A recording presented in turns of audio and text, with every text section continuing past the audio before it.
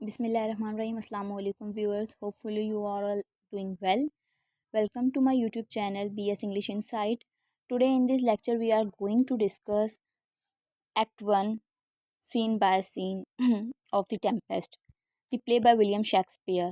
Sir William Shakespeare का ये कि बहुत ही इम्पोर्टेंट वर्क है ये जो है ना ये शेक्सपियर की फेमस ट्रेजेडी है और it was written about around 1610 to 1611 before the resignation of Sir William Shakespeare, um, 3 years before. Okay, so let's start without wastage of any time. ये एक रोमांटिक प्ले भी हम इसे कहेंगे और एक ट्रैजिक कॉमेडी भी इसे कहेंगे. ठीक है, मोस्टली हमें जो रोमांटिक सीन्स हैं वो इसमें नज़र आएंगे, कॉमिक सीन्स नज़र आएंगे. सर विलियम शेक्सपियर की ये ट्रेजेडी जो है वो सुपर नेचुरल एलिमेंट्स पे ज़्यादा बेस करती है. जब हम इस स्टोरी को scene by scene act wise cover करेंगे तो हम देखेंगे किस तरह से हमें सुपर नेचुरल एलिमेंट्स नज़र आते हैं.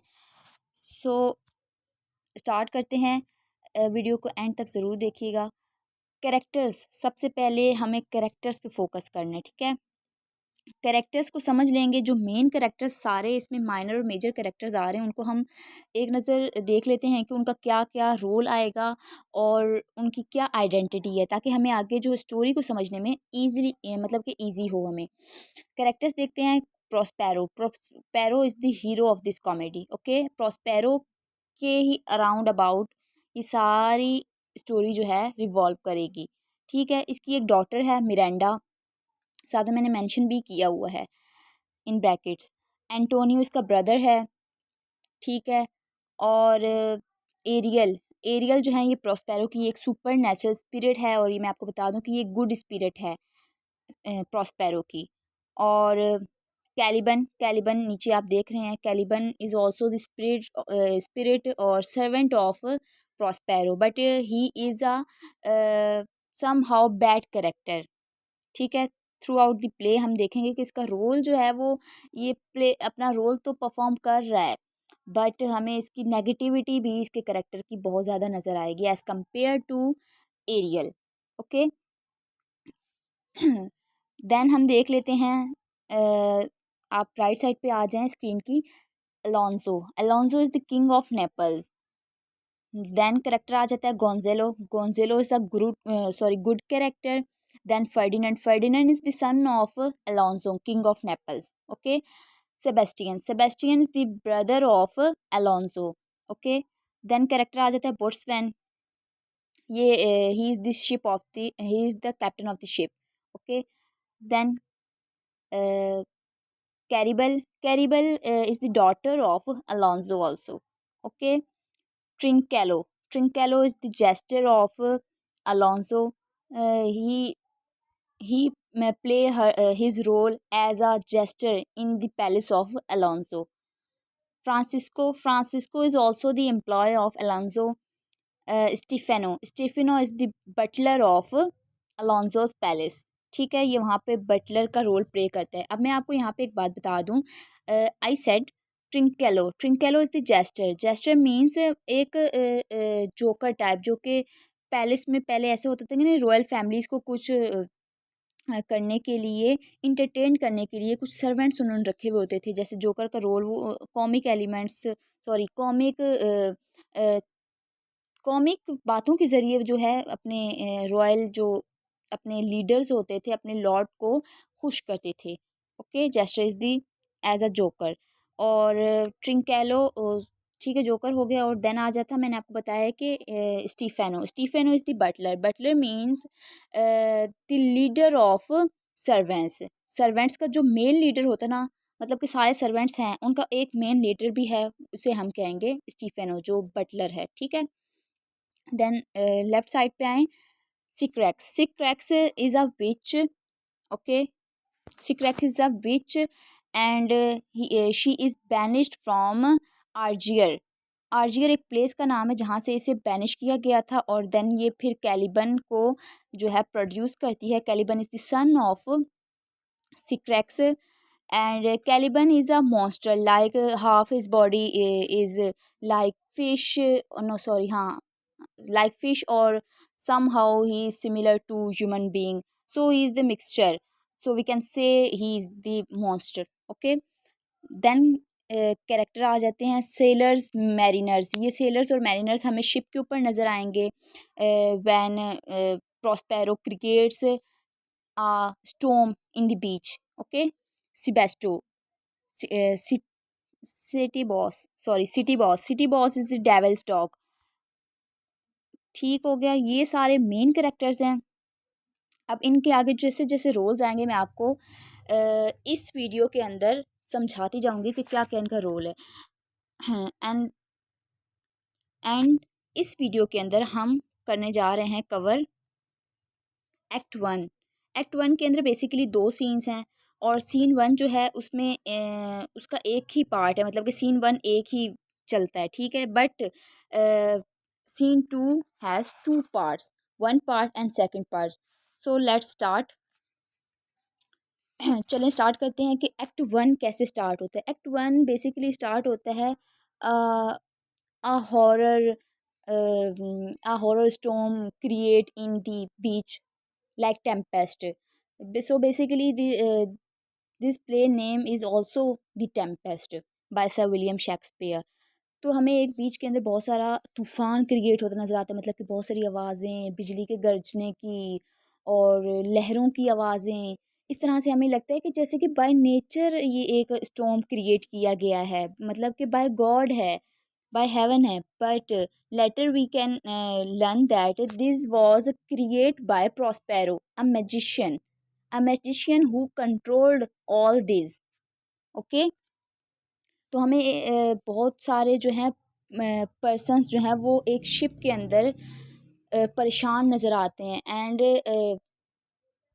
जो शिप है वो एक नहीं है, मतलब कि बहुत सारे शिप्स हैं, क्योंकि ये एक हमें अब जब कैरेक्टर्स का पता चलेगा ना आगे, तो हमें पता चलेगा कि कौन कौन से कैरेक्टर्स उस शिप पर सवार हैं, ठीक है। तो हमें बोट्समैन सबसे पहले दिखाई देता है, वो इंस्ट्रक्ट कर रहा होता है अपने मैरिनर्स को यानी कि फॉलोअर्स को। He instructed them how they should handle the ship, ठीक है। वो उन्हें इंस्ट्रक्ट कर रहा होता है कि हमें किस तरह से शिप को कंट्रोल करना है।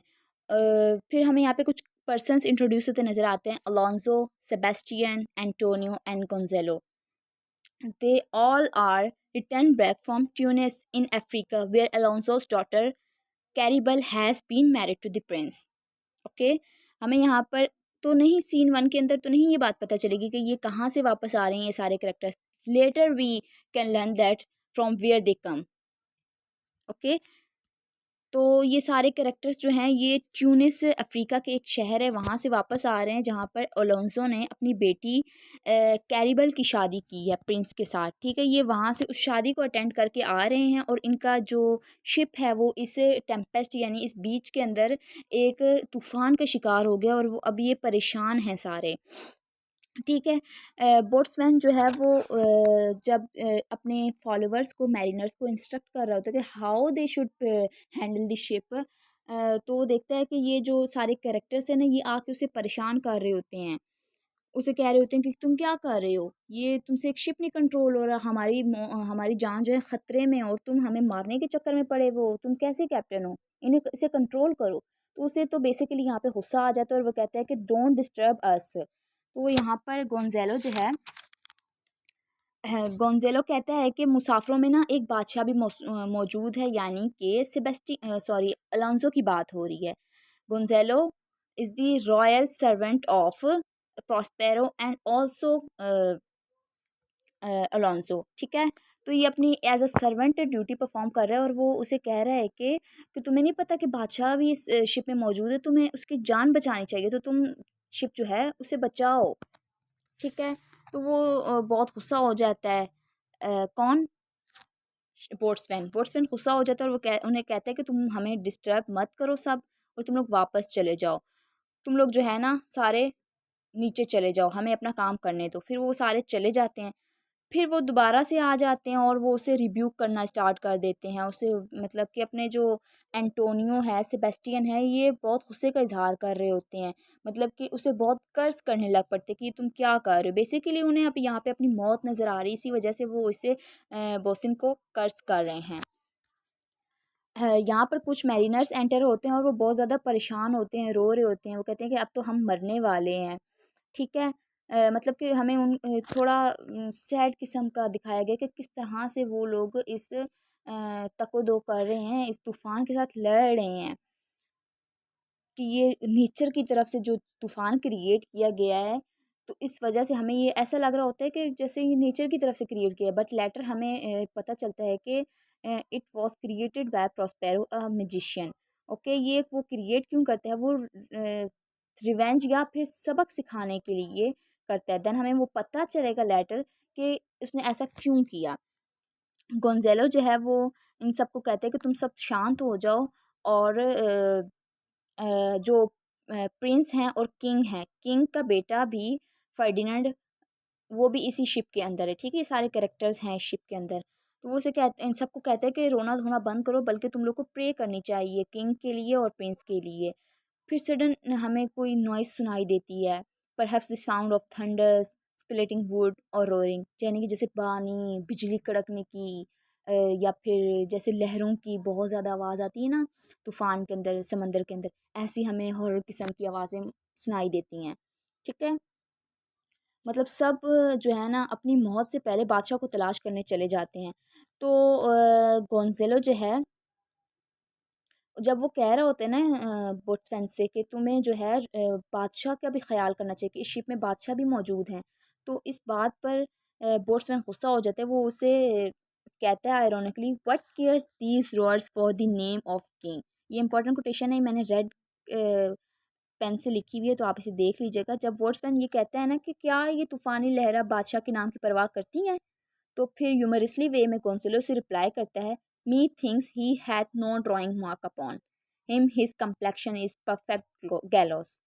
वो कहता है कि ये जो आदमी है ना, मुझे लगता है कि डूब के नहीं तुम मरने वाले, बल्कि तुम्हारी शक्ल जो है ना वो फांसी के काबिल है।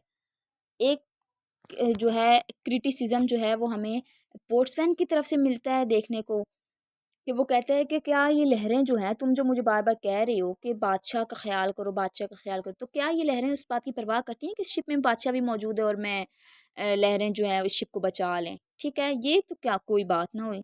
तो उसका रिप्लाई जो है वो ह्यूमरसली वे में गोंज़ेलो भी करता है कि तुम जो हो ना, तुम्हारी शक्ल डूबने के काबिल नहीं, बल्कि तुम्हें तो फांसी होनी चाहिए कि तुमने ऐसी बात की है।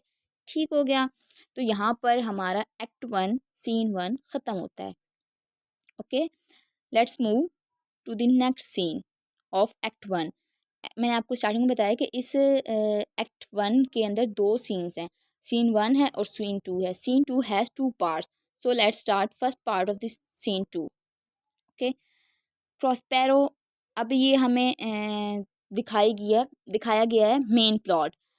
This play has 1 main plot and 3 sub plots.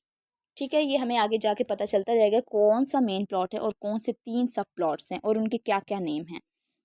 Prospero and Mirinda stand on the bank of island and watching just shipwreck, ठीक है, शिपwreck सॉरी। तो हमें यहाँ पर दिखाया गया है एक आइलैंड। आइलैंड के ऊपर Prospero, the protagonist of the story, stand with his daughter Miranda. ठीक है, वो यहाँ पर खड़ा हुआ है और वो उस तूफान को देख रहे हैं। ठीक हो गया। यहाँ पर मिरिंडा जो है वो घबराई हुई है और वो अपने फादर से जो है वो रिक्वेस्ट करती है कि प्लीज़ आप जो है ना, अगर ये आपने तूफ़ान क्रिएट किया है तो प्लीज़ किसी को नुकसान मत पहुँचाइएगा।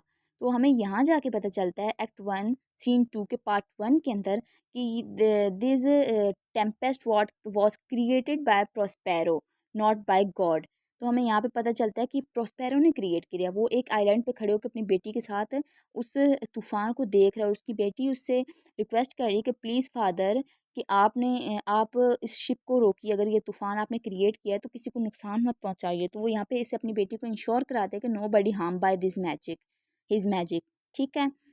यहाँ पर हम देखते हैं कि ये एक मैजिशियन है प्रोस्पेरो, उसने अपने जादू के थ्रू तूफ़ान क्रिएट किया समंदर के अंदर, जो हमें प्रीवियस सीन में हमने देखा ना कि किस तरह से उस तूफ़ान के अंदर कुछ लोग परेशान थे।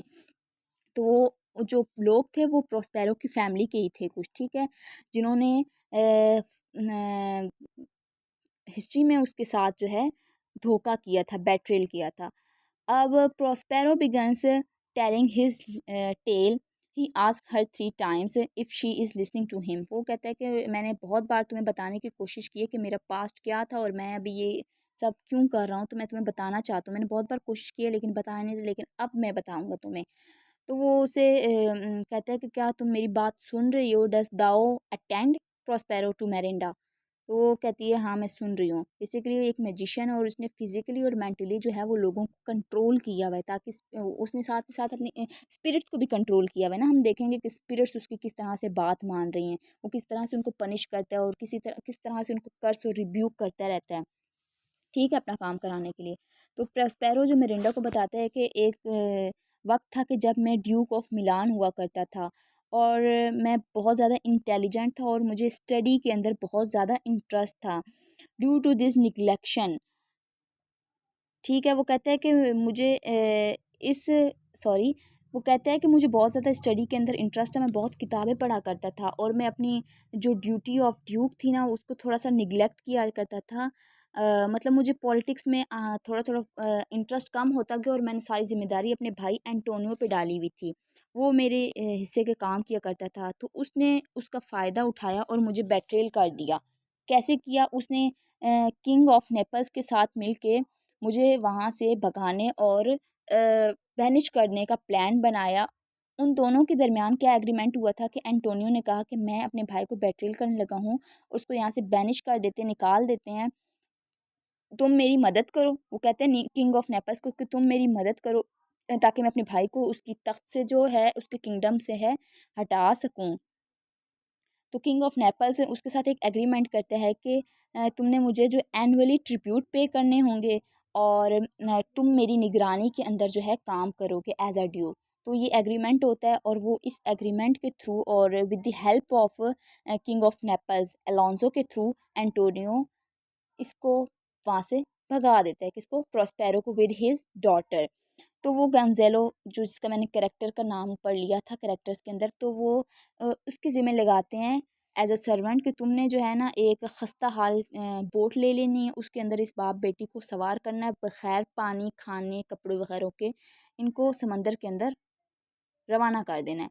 ताकि वो ऐसा करने को क्यों कहते हैं? ताकि वो है जो है ना खुद ही मर जाएगा, कब तक ज़िंदा रहेगा? खुद ही मर जाएगा। अब यहाँ पे एक सवाल आता है हमारे माइंड के अंदर कि प्रोस्पेरो को एंटोनियो ने मारा क्यों नहीं? बेसिकली जो रॉयल कॉमन पीपल थे ना वहाँ के, तो वो बहुत प्यार करते थे प्रोस्पेरो से और वो ऐसा होने नहीं दे सकते थे कि प्रोस्पेरो को मार दिया जाए। तो इसीलिए लोगों की बगावत से बचने के लिए एंटोनियो और अलोंसो जो है वो उसे वहाँ से रवाना कर देते हैं। बट गोंज़ेलो यहाँ पे एज़ अ हेल्पर उनके काम करता है। हालाँकि उन्होंने मना भी किया था कि इसे बगैर खाने-पीने और चीज़ों के भेज देना है तुमने, रवाना कर देना है। लेकिन फिर भी वो कुछ मैजिशियन की जो बुक्स थी ना प्रोस्पेरो की, जिन्हें वो लाइब्रेरी से स्टडी किया करता था, उनको भी साथ दे देता है, कुछ खाने-पीने का सामान भी और कपड़े भी दे के तब उस बोट को रवाना करता है। तो इस महफूज़ियत के थ्रू जो है वो इस आइलैंड पर बिल्कुल सेफ़ली पहुँच जाते हैं बाप-बेटी और वो यहाँ पर रहकर फिर मैजिक सीखता है और मैजिक के थ्रू अब उसे पता चला है कि खुशकिस्मती से जो है वो बोट जो है जिस पर मेरे धोखे देने वाले लोग थे, जिन्होंने मुझे धोखा दिया था, मेरी फैमिली के और कुछ जो अलग थे, वो सब आ रहे हैं। अब वो इनको सबक सिखाना चाहता है, सबक सिखाएगा और तब हमें पता चलेगा कि ये किस तरह से एक कॉमेडी है। अगर ट्रेजेडी होती ना, तो फिर सारे कैरेक्टर्स को वो मार देता और अब ये शुरू में भी अगर उनके पास मौका भी था, एंटोनियो के पास मौका भी था, अगर वो चाहता पार्ट लेने के लिए, तो अपने भाई प्रोस्पेरो को मार सकता था, बट ऐसा उसने नहीं किया क्योंकि ये कॉमेडी है ना। तो सर विलियम शेक्सपियर ने जो टेक्निक्स यूज़ किए हैं और जो रूल्स हैं उन्हीं को उन्होंने फॉलो किया है, ठीक है।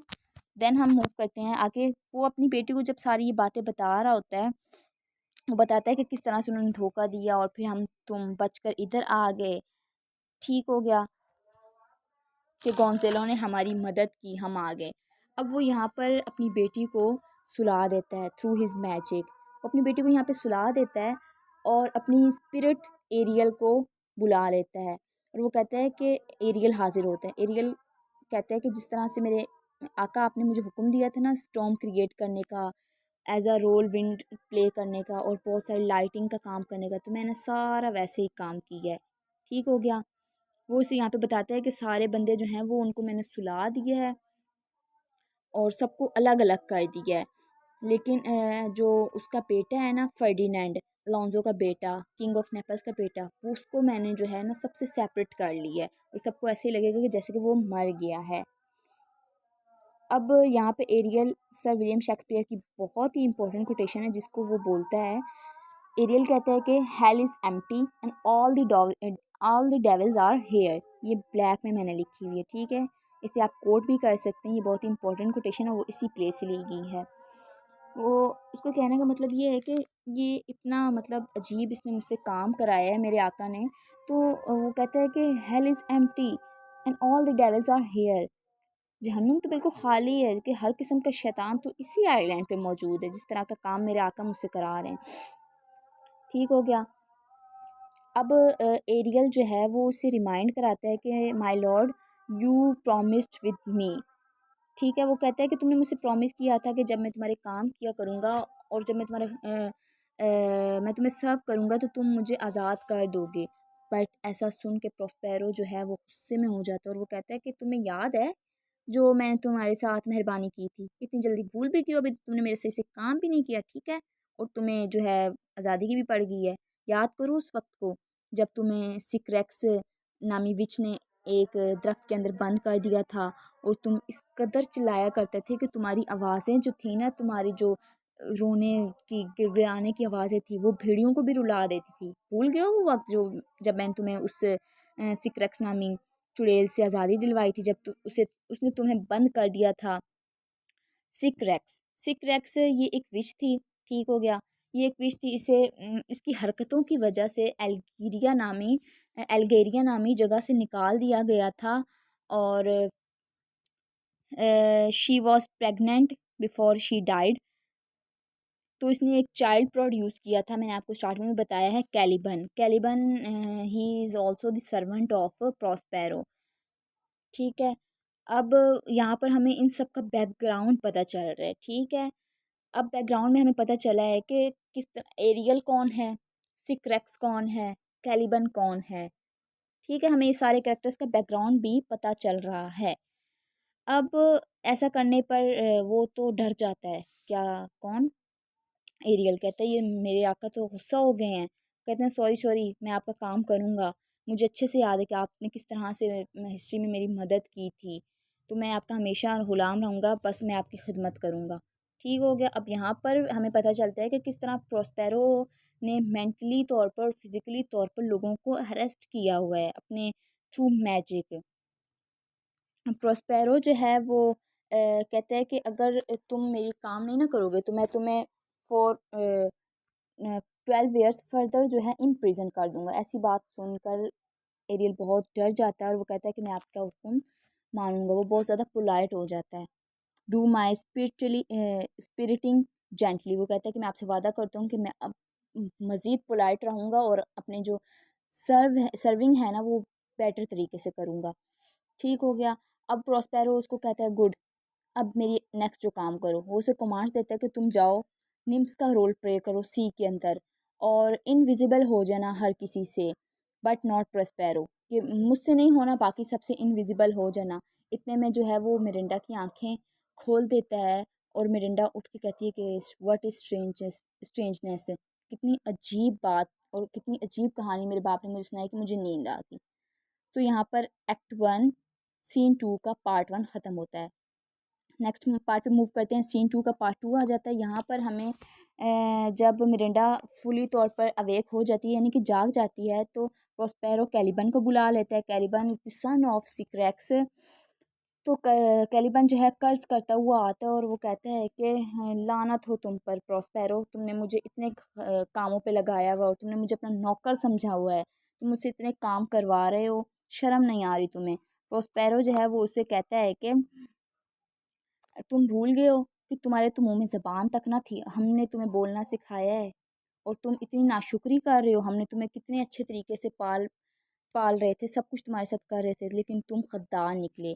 किस तरह से गद्दार निकले, यहाँ पर प्रोस्पेरो हमें बताता है कि किस तरह से एक दफ़ा एक टाइम पर कैलिबन ने उसकी बेटी मिरेंडा को रेप करने की कोशिश की थी। तो इस वजह से अब कैलिबन से प्रोस्पेरो और मिरेंडा बहुत नफ़रत करते हैं और उसको बहुत सज़ा भी देते हैं और उससे बहुत काम भी लेते हैं। तो कैलिबन यहाँ पर अपनी गलती तस्लीम करता है। वो कहता है कि काश काश ऐसा होता कि मैं वो अपना काम अंजाम दे पाता और आज इस आइलैंड पर हज़ारों कैलिबन्स होते हैं। कितने मतलब कि वो प्राउडली कह रहे हैं कि काश मैं वो कर लेता और आज ये आइलैंड, वो कहते हैं कि ये आइलैंड था ही मेरा और मेरी माँ का, तुमने तो आके कब्जा किया, बट काश मैं वैसा कर लेता तो आज हज़ारों कैलिबन्स होते। इस पर एरियल जो है सॉरी प्रोस्पेरो बहुत गुस्सा होता है और उसको सज़ा देने की धमकियाँ देता है। इस पर कैलिबन डर जाता है। एरियल एंटर होता है विद प्लेइंग म्यूज़िक, फर्डिनेंड को लेकर आता है।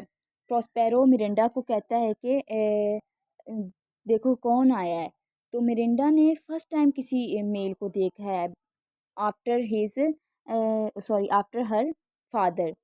उसने अपने फादर और एरियल के अलावा किसी मर्द को देखा हुआ ही नहीं है। एरियल भी एक स्पिरिट है तो उसने फादर को ही एज अ मैन देखा हुआ है। अब जब मेरिंडा और फर्डिनेंड एक दूसरे को देखते हैं ना, तो वो उनके अंदर एक रोमांटिसिटी पैदा हो जाती है। वो दोनों एक दूसरे को इंटरेक्शन देते हैं, उनमें एक थोड़ा सा लव सीन क्रिएट होता है। ये देखकर प्रोस्पेरो बहुत खुश हो जाता है।